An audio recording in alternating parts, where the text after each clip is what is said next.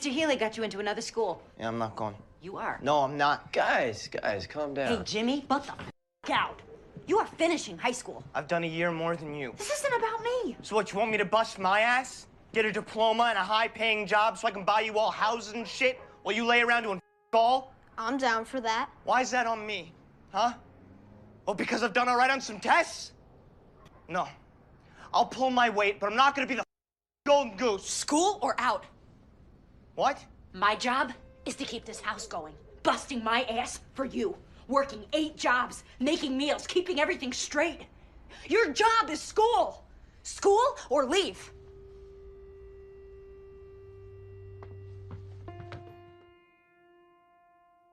If you grew up watching movies, you know the underdog genius blueprint by heart. It's the Good Will Hunting fantasy. A kid from a rough neighborhood, maybe he's a janitor, maybe he's a construction worker, reveals he has a once-in-a-generation mind. The world is stunned. A mentor swoops in, he overcomes his inner demons, he moves to California to see about a girl, and he lives happily ever after in a world that finally respects his brain. We love that story. It's clean, it's inspiring. It makes us feel like brilliance is a golden ticket that can get anyone through any gate. But then there's Lip Gallagher. Lip Gallagher didn't just read the blueprint. He took one look at it, set it on fire, and used the embers to light a cigarette. If Good Will Hunting is the dream of social mobility, Lip Gallagher is the waking nightmare of social inertia. He is the smartest person in almost every room he enters, but he has a pathological need to make sure that room eventually burns down. For 11 seasons of Shameless, Lip was our collective frustration. He had every opportunity that his siblings would have killed for. He had the scholarships, the mentors, the high IQ brain that could solve quantum physics problems while half asleep. And yet, every time he found himself standing on the precipice of a better life, he didn't just fall, he jumped. This isn't just a story about a screw-up or a kid who made some bad choices. If you look closely at Lip's arc, you see something much more complex and much more devastating. It is a psychological study of a man who was fundamentally afraid to win. See, for a Gallagher, winning is a form of betrayal. To move up in the world is to leave the South Side behind, and for Lip, the South Side wasn't just where he lived, it was who he was. If he succeeded, he became an outsider. If he stayed in the chaos, he stayed a king. Today, we're going to analyze the architect of sabotage. We're going to talk about why a human supercomputer would choose to spend his life as a calculator. We're going to look at his addiction to crisis, his terror of stability, and the heartbreaking reality that for some people, a house on fire feels a lot more like home than a house with the bills paid. This is the tragedy of Lip Gallagher, a man who was so addicted to the struggle that he became the biggest obstacle in his own way. Chapter 1: The South Side's Chosen One. In the early seasons of Shameless, Lip Gallagher isn't just a character, he's a mythological figure in the neighborhood. He's the chosen one. In a world of addicts, scammers, and people just trying to make it to next Tuesday, Lip represents the impossible, a way out. His brilliance is established early on as something effortless, almost annoyingly so. He isn't the kid who stays up all night studying with highlighters and flashcards. He's the kid who takes the SATs for other people for cash and gets a perfect score every time without even trying. He treats the educational system like a game he's already bored with.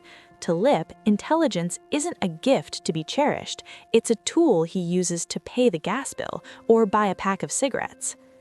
But there's a heavy price tag on that brain of his. Because he's the smart one, the entire Gallagher family, and by extension, the entire South Side, views him as a human lottery ticket. There's an unspoken and often very spoken pressure that Lip is the only one who can carry the Gallagher name out of the mud. Think about the weight of that. If Fiona is the heart of the family, Lip is the hope, and hope is a terrifying thing to carry when you're 18 years old and surrounded by a father who's a human cockroach and a neighborhood that feels like a black hole. When the world tells you that you're destined for greatness, it also tells you that your current life is an error.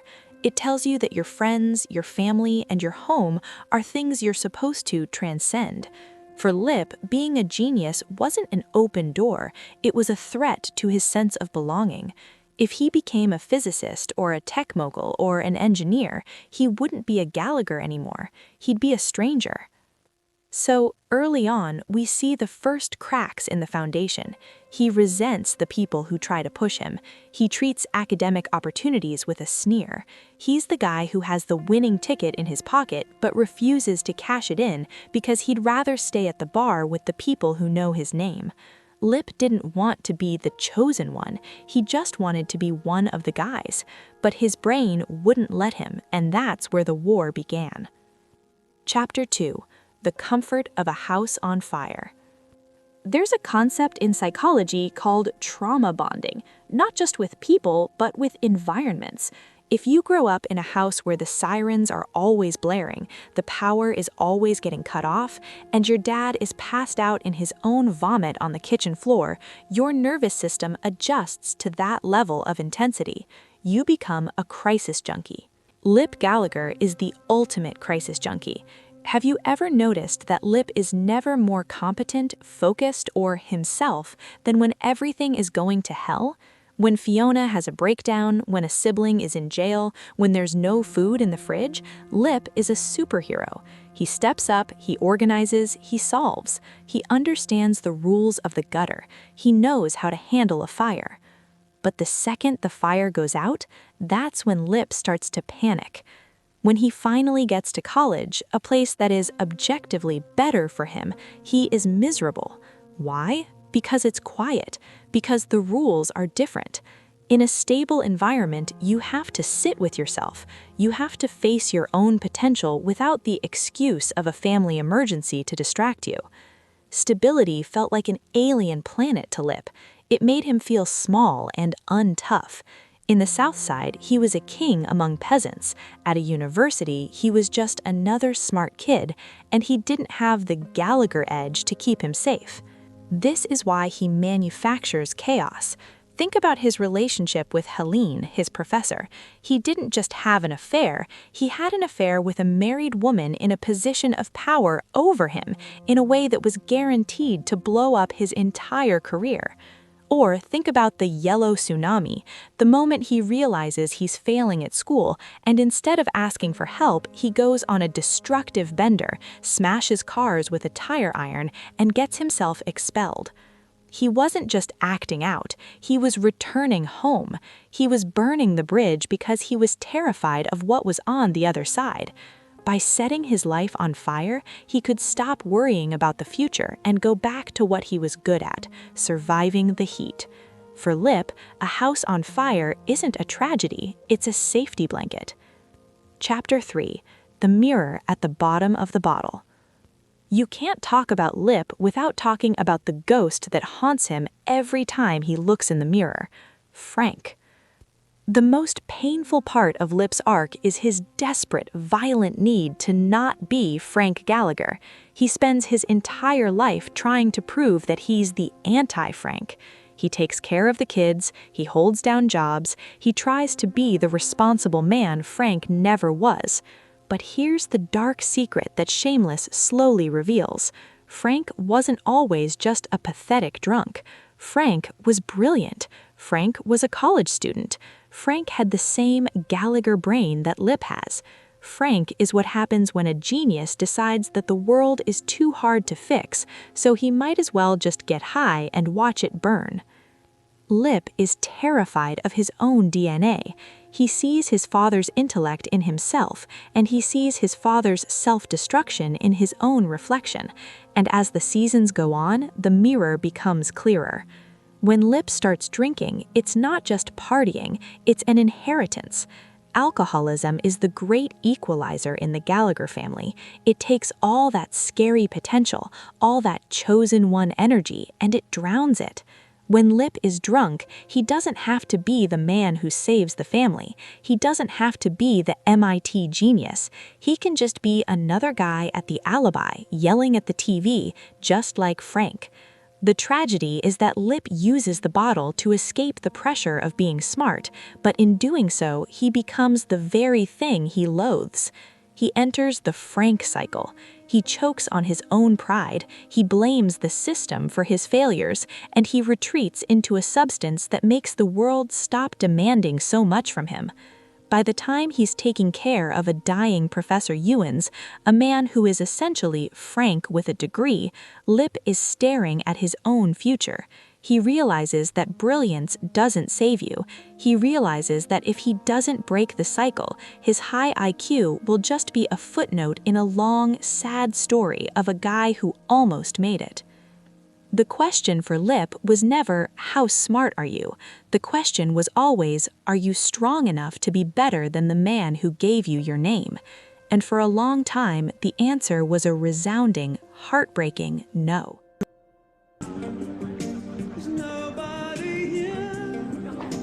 Mandy! Come here. Can stay awake, kid. You ruined Karen's life. You're a jealous, demented... Mandy, seriously! All right, we're done. I did it for you, you prick. I did everything for you, but you're so f***ing blind. You know what? Don't sweat it. We were done before you got here. This is Kenyatta. He's my date. Just swallowed his load in the bathroom. Can you taste it? Chapter 4: Proxies for Crisis: The Women of Lip's Life.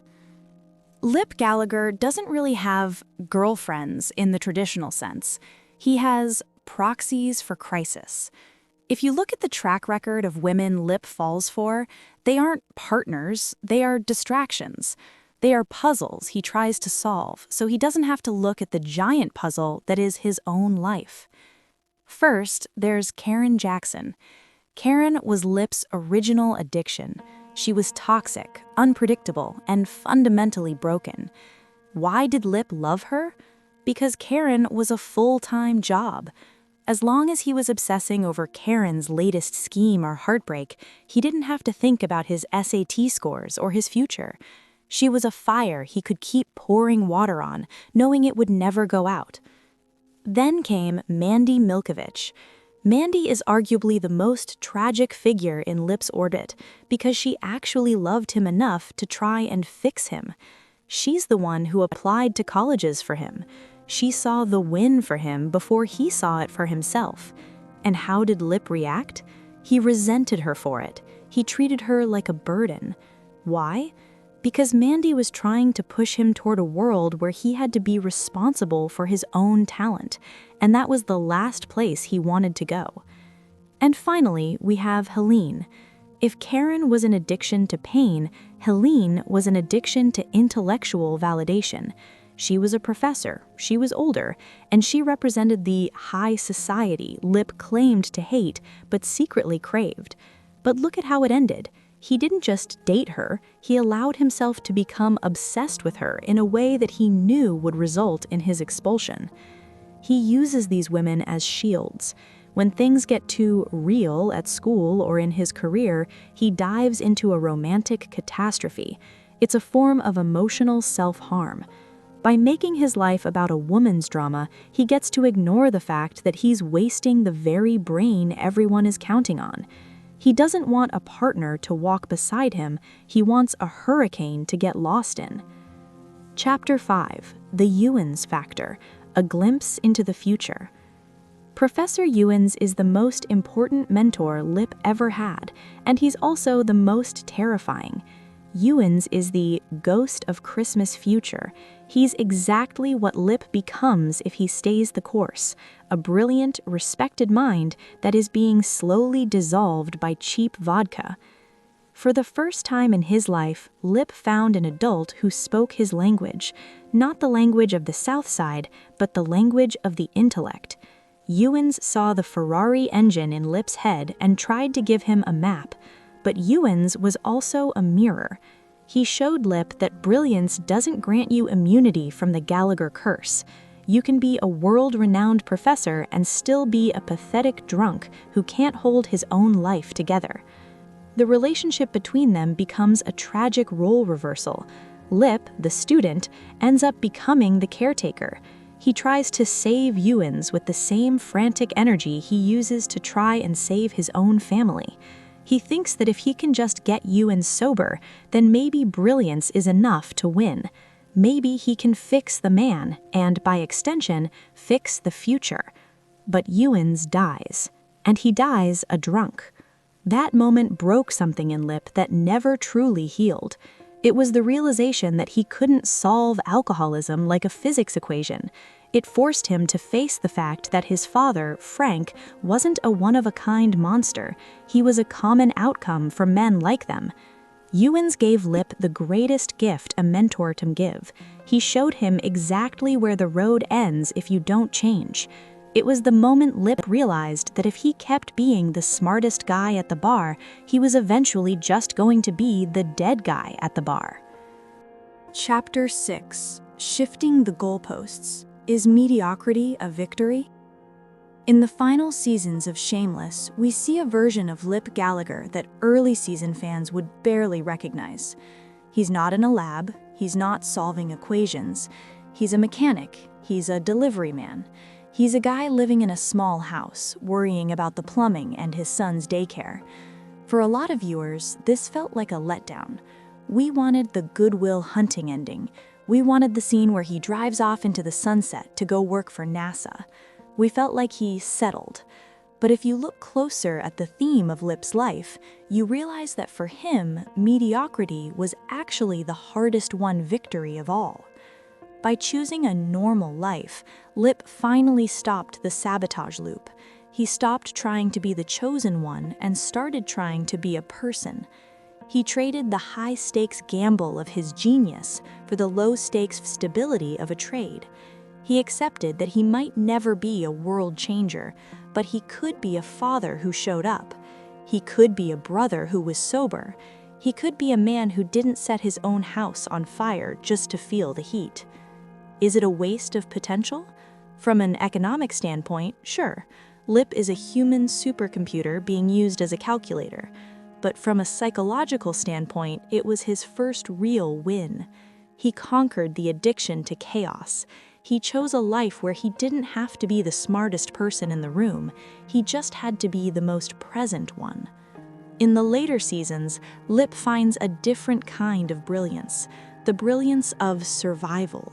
He learns how to navigate a world that doesn't care about his IQ. He finds dignity in a job that is beneath his intellect, but within his emotional capacity. He shifted the goalposts.